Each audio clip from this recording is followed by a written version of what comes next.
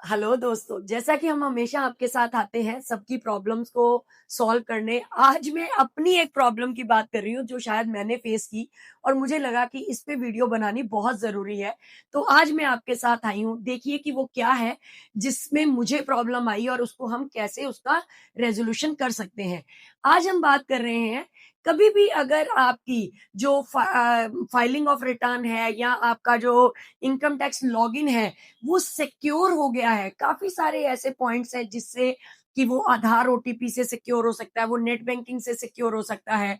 तो ऐसा ही मेरे साथ हुआ, किसी भी एक क्लाइंट का नेट बैंकिंग से सिक्योर हो गया लॉगिन। तो अगर आपको उसका पासवर्ड नहीं पता, तो आप उसको कैसे मैनेज करेंगे? जानिए मेरे साथ सुनते हैं ऐसा कैसा हम इसको रिकवर कर सकते हैं। जब भी अगर ऐसा कोई भी प्रॉब्लम आ गया, that is E filing through net banking, इसको क्लियरली कहते हैं ई फाइलिंग थ्रू नेट बैंकिंग। जब भी कभी ऐसा हो तो आप नेट बैंकिंग में लॉग इन करेंगे, जैसा मैं यहाँ पे बता रही हूँ एक्सिस बैंक के साथ, कि अगर एक्सिस बैंक की किसी की लॉगिन है तो आप वहां पे उसको लॉग इन करेंगे।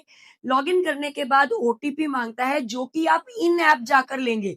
इन ऐप का मतलब जो आपके पास मोबाइल बैंकिंग है उसमें जनरेट ओटीपी करेंगे, you will get the OTP.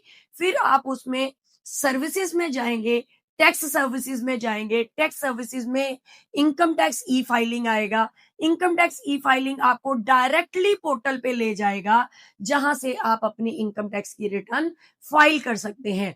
और अगर आप चाहें कि इस सिक्योरिटी को तोड़ना है, मेरी ये सबसे गुजारिश है कि अगर कभी भी आप नेट बैंकिंग ना यूज करें, क्योंकि नेट बैंकिंग अगर आप किसी को भी देंगे तो वो आपकी कुछ सिक्योरिटी पर्पसेस के लिए वो नहीं देना चाहिए। आप आधार ओटीपी से सिक्योरिटी लगा सकते हैं, तो वो आपको डायरेक्टली वहां ले जाएगा and you can start your E filing through that. और ये कभी भी जब भी इस तरीके से होता है तो वो ई वेरीफाई भी आपको नेट बैंकिंग से ही करता है। ये ऐसा इशू था जो शायद मेरे साथ पहली बार ही आया और मैंने सोचा आपके साथ शेयर किया जाए। अगर ऐसे ही किसी के भी कोई और इश्यूज हैं तो हमें कमेंट कीजिए, क्योंकि मुझे बहुत अच्छा लगता है जब सभी लोग डिफरेंट डिफरेंट कमेंट्स करते हैं।